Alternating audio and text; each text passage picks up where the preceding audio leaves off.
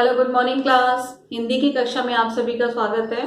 और हिंदी में आप जैसे जानते हो हमारा पाठ 11 चल रहा है और उसमें क्या कर रहे हैं हम, उत्सव की अक्लमंदी। ठीक है, हमने पाठ पढ़ा, हमने उससे संबंधित प्रश्न उत्तर भी किए। आज हम एक नया सीखने वाले हैं कुछ, लेकिन उसका अर्थ बताने से पहले मैं आपको बोर्ड पर कुछ लिख कर बताऊंगी। ठीक है,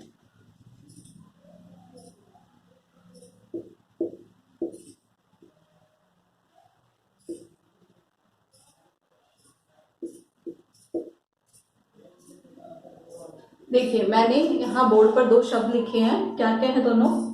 और। अब आप कहोगे कि दोनों ही तो और है, क्या इसमें अंतर क्या है? क्या आपको कोई अंतर नजर आ रहा है इसमें? ठीक है, आप कह सकते हो मात्रा में अंतर है, लेकिन बोलने में तो दोनों ही जैसे हैं। दोनों का अर्थ भी एक होगा, लेकिन इन दोनों के अर्थ भी अलग हैं और इन दोनों का जो हम बोलते हैं उसमें भी थोड़ा अंतर है। तो क्या अंतर है पहले हम जानते हैं कि कहाँ पर कौन सा हम यूज करते हैं। मतलब पहला है हमारा और। देखिए, केशव और माधव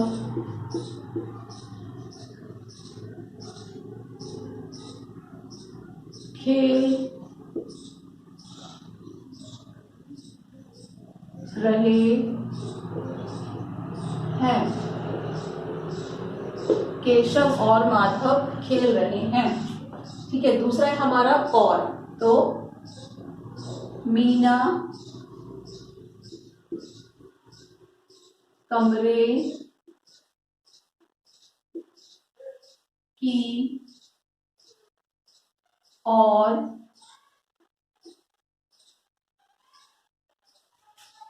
जा रही है। देखिए मैंने यहाँ पे दो वाक्य लिखे हैं और दोनों वाक्यों में मैंने अलग अलग और का प्रयोग किया है। इसका अंतर समझिए। देखिए, केशव और माधव खेल रहे हैं, मतलब यहाँ हम दो व्यक्तियों के बारे में बात कर रहे हैं, तो उनके लिए हमने क्या कौन सा और लगाया जिसमें हमारी दो मात्राएं हैं। यानी कि हम दो व्यक्तियों के बारे में बता रहे हैं कि वो दोनों खेल रहे हैं, तो यहाँ पर हमने किया इस और का प्रयोग। अब मीना कमरे की ओर जा रही है। यहाँ पर जो और है ये किसको दर्शा रहा है? ये दिशा, मतलब डायरेक्शन को दिखा रहा है कि वो मीना कहाँ जा रही है? कमरे की तरफ जा रही है। और को हम क्या कहते हैं? तरफ की, उसकी कमरे की तरफ जा रही है। तो यहाँ पर क्या अंतर आ गया? इस और में यहाँ दो लोगों के बारे में बात कर रहा है वो, लेकिन यहाँ जो और है वो हमें दिशा बता रहा है।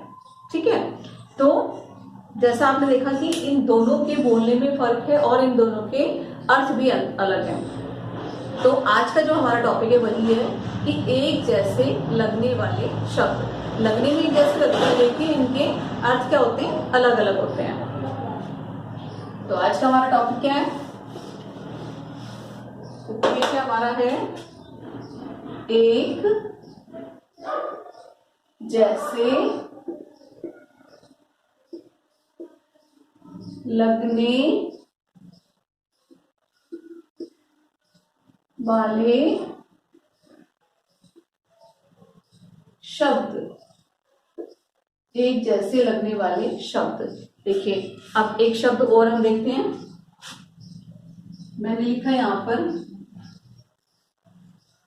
बाहर और बाहर। ठीक है, अब देखिए दोनों में क्या फर्क है? यहाँ पर मात्रा का भी फर्क है, लेकिन जब हम जनरली बोलते हैं इनको तो हम बाहर और बाहर ही बोल देते हैं, लेकिन होते ये अलग है। देखिए ये है बाहर, इसमें हा की मात्रा कहाँ आ रही है? आ की मात्रा ह के बाद आ रही है और यहाँ पर आ की मात्रा ब के बाद आ रही है। तो ये है हमारा बाहर और ये है बाहर। ठीक है, अब इस बाहर का अर्थ होता है कि जब बहुत सारे फूल खिलते हैं ना, तो हम उसको कहते हैं कि बाहर आ गई है। ठीक, और ये जो बाहर, बाहर का मतलब है कि कोई चीज कहीं से निकल कर आई है, तो उसे हम कहते हैं बाहर। तो इसी तरह से अभी हम अपने कुछ और शब्दों के बारे में जानेंगे। तो इसके लिए हम अपनी हिंदी की पाठ्य पुस्तक में से कुछ शब्द पढ़ेंगे। तो स्टूडेंट्स देखिए, अब देखते हैं हम एक जैसे लगने वाले शब्द। अभी मैंने आपको समझाया भी था बोर्ड पर कि एक जैसे लगने वाले शब्द हमने 2 शब्द किए थे। कौन कौन से थे हमारे? और। तो यहाँ पर देखिए आप, दूसरा शब्द है हमारा बाहर और बाहर। दोनों के अर्थ मैंने आपको भी समझा दिए थे। अगला देखिए, सजा और सज़ा। अब देखो, एक सज़ा जो है वो क्या होती है, जैसे जिसको हम मतलब पनिशमेंट कह देते हैं कि उसको सज़ा मिली है। और दूसरी सज़ा क्या होती है? सजाना, कोई चीज़ को सजावट करना, है ना, तो वो कहलाता है आपका सज़ा। जो बिंदी वाला है उसका मतलब होता है कि पनिशमेंट, और जो बिना बिंदी का उसका मतलब है सजावट। नेक्स्ट देखिए, अंदर और अंतर। ये तो देखो बिल्कुल डेफिनेटली यहाँ पर आप देख सकते हो कि हमें डिफरेंस नज़र आ रहा है। वो अंदर है और वो है अंतर। तो अंदर का मतलब किसी चीज़ के भीतर, अंदर का मतलब भीतर भी होता है, ठीक है। तो और अंतर मतलब डिफरेंस, दोनों अलग अलग चीज़ें हैं। वहाँ पर हम बोलते हैं अंतर और डिफरेंस बताने के लिए कि दोनों में क्या अलग है। नेक्स्ट देखिए, दिन और दीन, दोनों की मात्राओं में भी फ़र्क है। देखो, दिन में छोटी की मात्रा है और दीन में बड़ी की। तो दिन, जो दिन निकलता है, जो सूरज निकलता है, उसको हम कहते हैं दिन। और दीन, दीन होता है जो थोड़ा सा गरीब होता है, उसको हम कह देते हैं दीन। नेक्स्ट, पका और पक्का। पका, पका मतलब जैसे फल, फल पक जाता है ना, उसको कहते हैं पका। जो कच्चा ना हो उसको कहते हैं पका। फिर दूसरा है हमारा पक्का, मतलब बिल्कुल, मतलब हमने सोच लिया है कि हमें ये करना है, तो उसको कहते हैं पक्का। प आधा क अ, पक्का। अब देखिए, क्या इन शब्दों की आवाज़ एक जैसी है? क्या इन शब्दों के अर्थ एक ही हैं? नहीं ना, ना इनकी आवाज़ एक जैसी है, ना इनके अर्थ एक जैसे हैं। सो दिए गए सभी शब्द सुनने में लगभग एक जैसे लगते हैं, परंतु इन शब्दों में आवाज़ यानी कि ध्वनि, जो उनकी साउंड है, वह अर्थ का अंतर है। जो अभी आपको मैंने बताया, सबके मैंने आपको अर्थ अलग अलग करके बताए हैं कि किसका क्या अर्थ होता है। अब देखिए, नीचे देखिए, दिए गए शब्दों के अर्थ पढ़िए। अब हमें वो शब्द भी दिए हैं जो हमें ऊपर दिए हैं, और उनके अर्थ भी दिए हुए हैं। अच्छा, नीचे दिया हुआ है आपको सब। तो देखिए, और का मतलब है तथा, अधिक। जब 2 चीज़ों को जोड़ने के लिए हम याद कर क्या यूज़ करते हैं? तथा। और का मतलब होता है अधिक। जैसे आप कहते हो ना कि मुझे और चाहिए ये चीज़, यानी कि आपको अधिक चाहिए। नेक्स्ट, बहार। बहार का अर्थ क्या होता है? बसंत। और उसके सामने देखिए आप, बाहर, यानी कि बाहर की तरफ। नेक्स्ट, अंदर। अंदर का मतलब भीतर, और अंतर मीन्स फर्क। फिर दिन। दिन का अर्थ क्या होता है? दिवस।